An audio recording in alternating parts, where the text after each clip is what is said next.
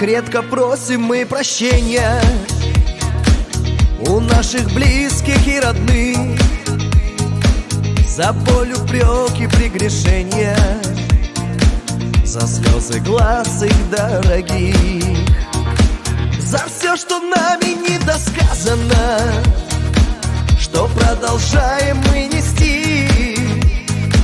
Однажды все-таки обязаны сказать заветное «прости». Прости, Господь, за слезы матери, прости, Господь, за грусть отца, ведь